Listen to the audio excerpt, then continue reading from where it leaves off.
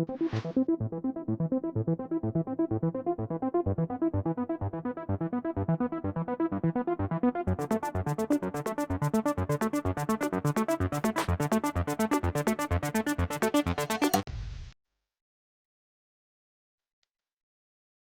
बच्चों, math with Suryansh class में आपका फिर से स्वागत है। मेरा नाम सूर्यांश सिंह और आज हम क्लास 9 के first chapter the use of coordinate को समझेंगे। जैसा कि आपको पता होगा, इसका पार्ट 1 आ चुका है जिसमें हम इंट्रोडक्शन ऑफ कोऑर्डिनेट को समझे हैं। इसका इंट्रोडक्शन हो चुका है। अब हम एक्सरसाइज की तरफ बढ़ते हैं कि एक्सरसाइज 1.1 में क्या है, कैसे क्वेश्चंस आए हुए हैं, वो किस बेसिस पे पूछे हैं, वो सब हम सारा चीज़ें देखेंगे। तो बिना किसी देरी के हम स्टार्ट करते हैं। तो यहाँ पे फर्स्ट स्लाइड हम पहले कमेंट देखते हैं कि कमेंट में क्या आया हुआ है। पार्ट 1 में मैंने एक क्वेश्चंस दिए थे, दो क्वेश्चन दिए थे आपको प्रैक्टिस क्वेश्चंस में। एक दिए थे give the example of coordinate system और give the example of 1D 2D and 3D। तो यहाँ पे आदित्य राज चौबे जी ने जिसका आंसर दिया, पहला क्वेश्चन दिया कि give the example of coordinate system. इन्होंने आंसर दिया है using in the map. Map में यूज होता है जो कि एग्जैक्ट लोकेशन के लिए एकदम 100% सही है। दूसरा दिया है give the example of 1D 2D 3D। तीनों ने 1D के लिए दिया straight line, D straight line. जैसा कि आपको मैंने बताया था 1D क्या होता है, 1D में लेंथ होता है और 2D में लेंथ एंड ब्रेथ दोनों होता है और 3D में लेंथ ब्रेथ प्लस हाइट होता है। तो यहाँ पे 1D का स्ट्रेट लाइन में केवल लेंथ होता है, सही है। सेकंड है स्क्वायर, स्क्वायर ऐसे होता है जितना लेंथ उतना ब्रेथ होता है, तो लेंथ ब्रेथ दोनों होता है, तो स्क्वायर भी सही है। And 3D is book. Book आपको मैंने एग्जांपल में भी बताया था, आदित्य यहाँ पे भी बताए हैं। तो बुक में हाइट भी होती है, लेंथ ब्रेथ के साथ साथ हाइट होती है, तो ये सही है। अगर आपको 1D 2D 3D या कोऑर्डिनेट सिस्टम में इंट्रोडक्शन में या एग्जाम्पल में कोई भी दिक्कत हो तो आप इसका सीरीज का पार्ट 1 देख सकते हैं। तो चलिए हम आगे बढ़ते हैं एक्सरसाइज 1.1 की तरफ। जैसा कि आप देख पा रहे होंगे, यहाँ पे दिया हुआ है एक्सरसाइज सेट 1.1। यहाँ पे एक आपको पार्ट 1 में ही आपको लास्ट स्लाइड के पहले मैंने दिखाया था कि एक स्टोरी थी। रेयान था, रेयान एक न्यू सिटी में गया था, तो वो अपने रूम को कैसे डेकोरेट करेगा, कहाँ पे क्या होगा, इससे रिलेटेड उसकी जो बहन थी उन्होंने उसका डाउट क्लियर किया क्योंकि उसके बहन के पास कोऑर्डिनेट ज्योमेट्री का नॉलेज था। तो चलो हम देखते हैं ये क्वेश्चंस क्या पूछ रहा है। कि जैसे यहाँ पे दिया है फिगर 1.3 सो रेयान्स रूम। ये क्या है, रेयान का रूम है। With point O A B C marking its corner. O A B C क्या है, ओ यहाँ पे आपको दिख रहा होगा, ए यहाँ पे, बी यहाँ पे, सी यहाँ पे। ये क्या है, मार्किंग द कॉर्नर है, ये कॉर्नर पे मार्क किए गए हैं। The X and Y axis are marking in the figure. यहाँ पे एक्स एक्सिस और यहाँ पे वाई एक्सिस है, ठीक है। Point O is the origin, point O जो है ये ओरिजिन है। तो इसको समझने के पहले मैंने आपको बताया था कि एक्स एक्सिस ये होता है, वाई एक्सिस ये होता है, और ये दोनों जहाँ पे इंटरसेक्ट करते हैं उसको हम ओरिजिन बोलते हैं। तो इसी के कारण यहाँ पे ये ओ से रिप्रेजेंट किया गया है, ये आपका ओरिजिन पॉइंट है, ये आपका एक्स एक्सिस हो गया, ठीक है। ये आप यहाँ से रिलेट कर सकते हैं कि देखिए यहाँ से ओरिजिन से जब राइट साइड में हॉरिजॉन्टल लाइन जाती है तो उसको हम एक्स एक्सिस बोलते हैं, और जब ऊपर साइड जाती है तो उसको हम वाई एक्सिस बोलते हैं। तो आप इस इमेज से आप इससे यहाँ से रिलेट कर सकते हैं, ठीक है। तो फिर हम आगे देखते हैं, पहले इसको हम इरेज कर लेते हैं। तो जैसा कि क्वेश्चंस में दिया था ए बी सी डी, तो वो के आपको हम दिखा दिए हैं। कहाँ पे दिया हुआ है, यहाँ पे ए दिया हुआ है, इसका नाम रखा हुआ है, यहाँ पे बी, यहाँ पे आपका ए दिया हुआ है, यहाँ पे बी दिया हुआ है, यहाँ पे सी दिया हुआ है, यहाँ पे ओ दिया हुआ है। जो कि यहाँ पे दिया है कि रियांस रूम पॉइंट विथ 0 ABC, मतलब एक रूम में 4 कॉर्नर होते हैं, चारों कॉर्नर का नाम दे दिया। अब आगे देखते हैं इनका क्वेश्चंस क्या है। बोल रहा है इफ D1 R1, पहले हम देखते हैं कि D1 और R1 है कहाँ। तो आपको यहाँ पे दिख रहा होगा, यहाँ पे D1 है और यहाँ पे R1 है, ठीक।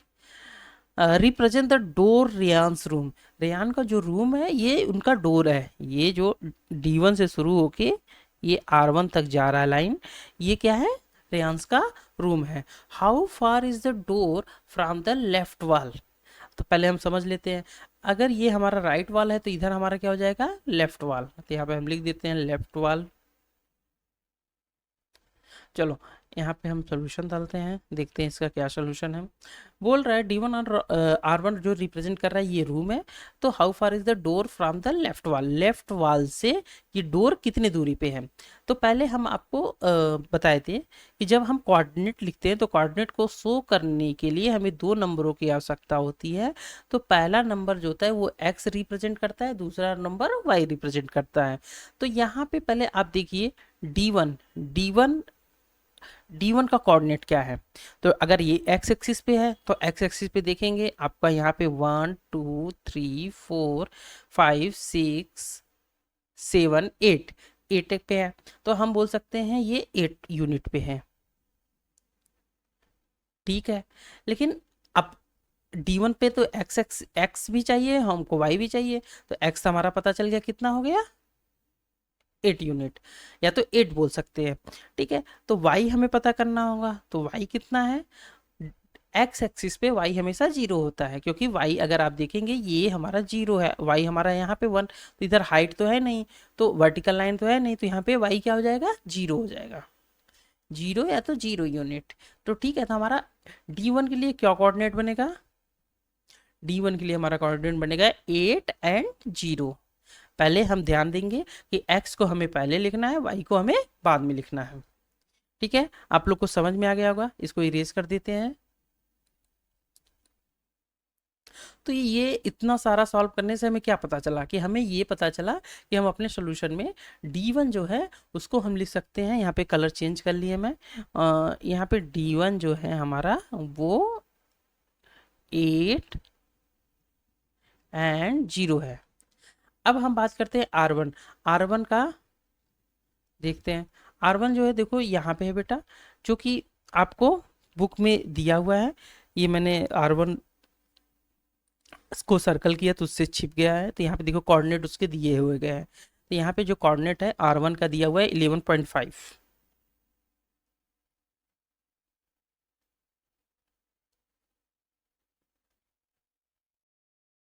तो यहाँ पे हमें D1 और R1 का कोऑर्डिनेट मिल गया। ये थोड़ा मैंने बड़ा लिख दिया, इनको मैं इरेज करके छोटे में लिख देता हूँ, क्योंकि मुझे नीचे स्पेस नहीं है। तो मैं यहाँ पे लिख देता हूँ D1, उसका कोऑर्डिनेट मिला है हमें 8 एंड 0, और जो हमें मिला है R1 वो हमें मिला है 11.5 एंड 0, ठीक है। तो हमें मेरा क्वेश्चंस ये है कि how far is the door from the left wall, left wall से, लेफ्ट वॉल कौन सा है, ये वाली है, यहाँ से हमारा डोर कितनी दूरी पे है। तो डोर यहाँ से स्टार्ट हो जा रहा है, तो हमारा ये डोर कितनी दूरी पे है, तो हम बोल सकते हैं कि the distance of door from left wall, from left wall is 8 unit. तो यहाँ पे देखो बेटा स्टार्ट हो जा रहा है, तो यहाँ पे 8 यूनिट आ जाएगा। And second question, how far is the door from the x axis, x axis पे हमारा जो डोर है हमारा एक्स एक्सिस से कितने दूरी पे है। तो बेटा ये तो डोर हमारा एक्स एक्सिस पे है, तो हम लिख सकते हैं कि the door,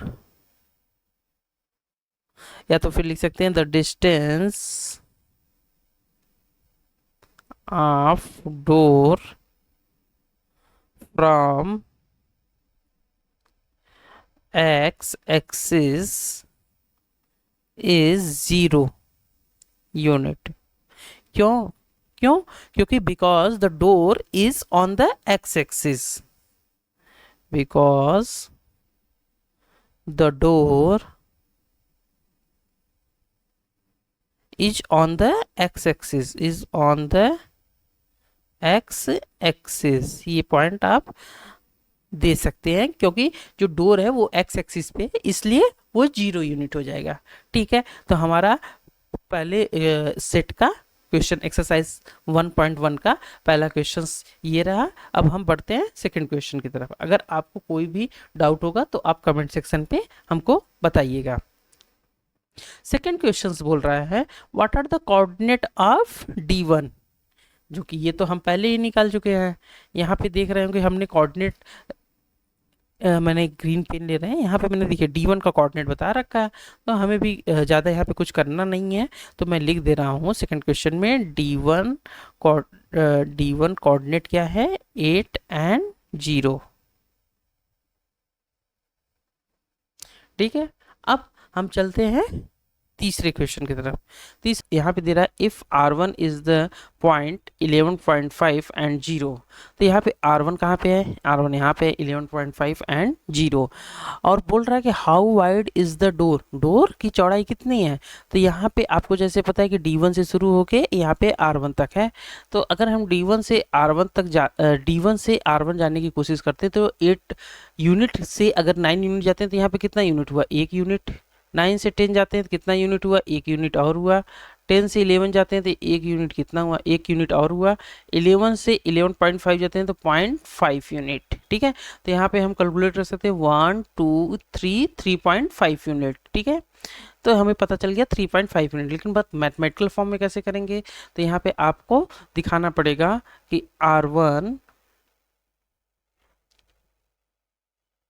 11.5 unit and D1 8 unit. और जब हम R1 में से D1 को सब्ट्रैक्ट कर देंगे तो हमारा मेज़रमेंट पता चल जाएगा हमारा कितना डोर चौड़ा है। तो हमारा यहाँ पे देखेंगे कि R1 11.5, D1 8 यूनिट, 11 में से 0.5 में से 8 चला गया तो हमारा कितना आ जाएगा 3.5 यूनिट। चलिए अब यहाँ पे हम कलर चेंज कर लेते हैं क्योंकि कुछ और भी क्वेश्चंस पूछे गए हैं। पूछा गया है कि do you think this is a comfortable width for the room door. क्या डोर के लिए ये जितनी भी चौड़ाई है रूम डोर के हिसाब से अगर हम देखते हैं तो क्या ये कंफर्टेबल है। तो पहला क्वेश्चंस, तो चलो अब देखते हैं कि ये कंफर्टेबल है कि नहीं। इसको कैसे करेंगे, अब हमारा पता चल रहा है कि हमें पास 3.5 यूनिट डोर की चौड़ाई है। तो इसको करने के लिए हमें लेट करना पड़ेगा। अगर हम लेट कर लेते हैं कि हमें, क्योंकि 1 यूनिट कुछ भी हो सकता है, हमें नहीं पता है 1 यूनिट कितना है, 1 सेंटीमीटर है कि 10 सेंटीमीटर है कि फिट है क्या। तो हम लेट करते हैं 1 यूनिट इक्वल टू 1 फीट। तो अगर 1 यूनिट को 1 फीट मानेंगे तो हमारा 3.5 यूनिट इक्वल टू 3.5 फीट है।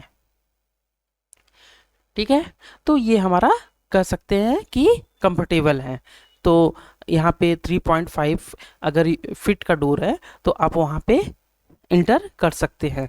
तो यहाँ पे हम लिख सकते हैं कि yes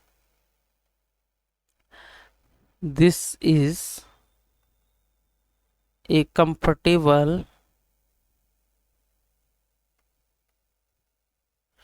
width for a room, for a room। ठीक है, अब एक क्वेश्चन और है, if a person in a wheel chair want to enter the room will he and she be able to do so easily.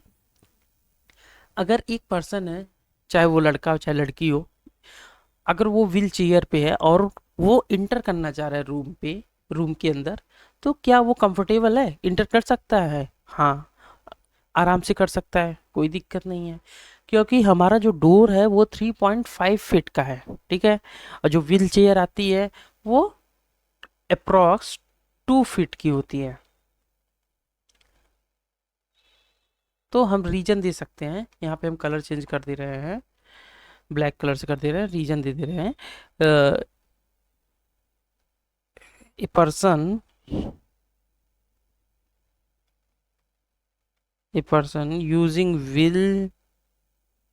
using wheelchair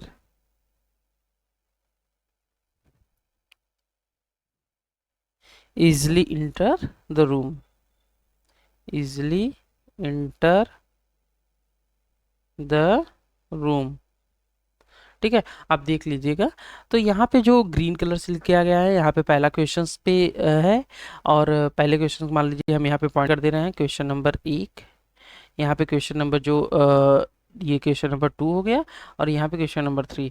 यहाँ पे question number 1 green colour से दिख रहा है, क्वेश्चन नंबर 2 रेड कलर से, और question number 3 यहाँ पे ब्लैक कलर से, ठीक है। चलिए बढ़ते हैं नेक्स्ट क्वेश्चन की तरफ। चलिए क्वेश्चन नंबर 4 को देखते हैं। यहाँ पे दिया है B1 0 एंड 1.5, कलर चेंज कर लेते हैं, ब्लैक कलर है, मैं रेड कलर ले लिया हूँ। एंड B2 जो दिया है 0 एंड 4 दिया है।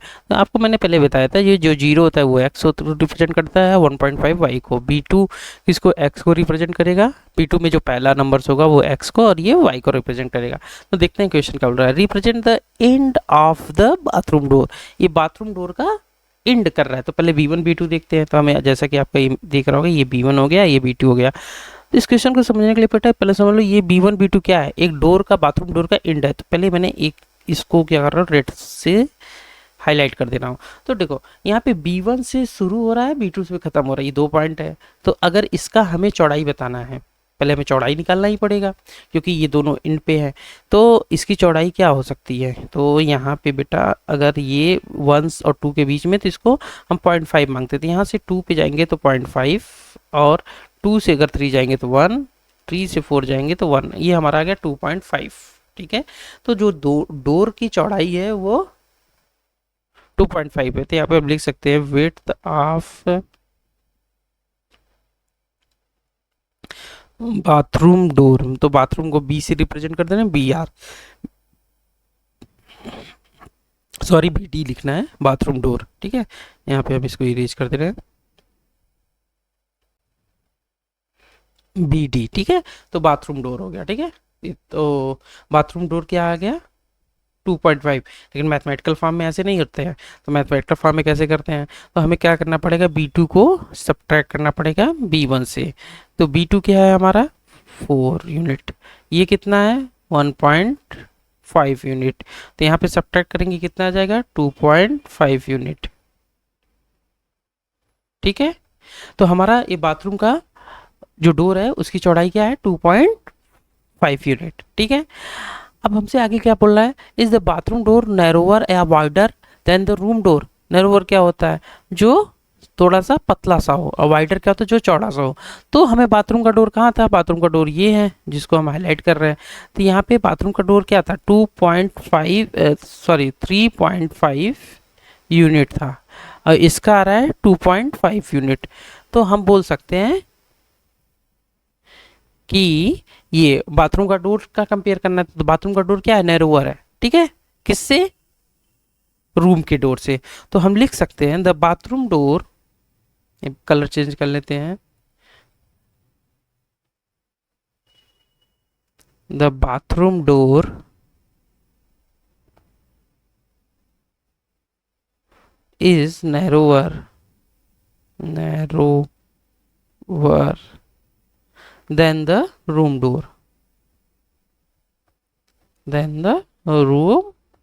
डोर, ठीक है। समझ में आ गया आपको। अगर इसमें कोई भी दिक्कत आ रहा है तो आप हमको कमेंट में बताइएगा, फिर हम उसको नेक्स्ट पार्ट में आपका कंप्लीट कर देंगे। कोई भी डाउट हुआ करे तो आप तुरंत कमेंट सेक्शन में आप हमको से पूछ लिया करिए, हम वहाँ पे आपको बता देंगे, ठीक है। अगर ज़्यादा दिक्कत रहेगा तो मैं एक और उसका वीडियो बना दूंगा, ठीक है। चलते हैं नेक्स्ट स्लाइड तरफ, ठीक है। वीडियो में हमने कोऑर्डिनेट ज्योमेट्री का एक्सरसाइज 1.1 कंप्लीट है पूरे तरीके से। अब हम आपको पता है कि नीचे देख रहे होंगे 2 प्रैक्टिस क्वेश्चंस दिए गए हैं। पहला प्रैक्टिस क्वेश्चन को देख लेते हैं। What are the standard width of a room door, look around your home and in school. अब देखो स्टैंडर्ड विड्थ क्या है, अपने रूम डोर का देख लो, अपने घर पे देख लो, अपने स्कूल का, वो बताना हमको कितना है। दूसरा, are the door in your school suitable for people in wheel chair, क्या जो डोर है, ठीक है, आपके स्कूल में वो सुटेबल है कि लोग अगर व्हील चेयर से भी आए तो इंटर कर पाएंगे। समझ में आ गया? चलिए ठीक है। अब अगले पार्ट यानी में हम मिलेंगे पार्ट नंबर 3 में, जहाँ पे हम देखेंगे कार्टेशियन सिस्टम प्लेन को अच्छे से समझेंगे। अगर वीडियो पसंद आया है तो इसे लाइक करें, अपने दोस्तों के साथ शेयर करें, और ऐसे ही आसान तरीके से मैथ सीखने के लिए चैनल को सब्सक्राइब करना बिल्कुल ना भूलें। धन्यवाद। मिलते हैं अगले वीडियो में। जय हिंद।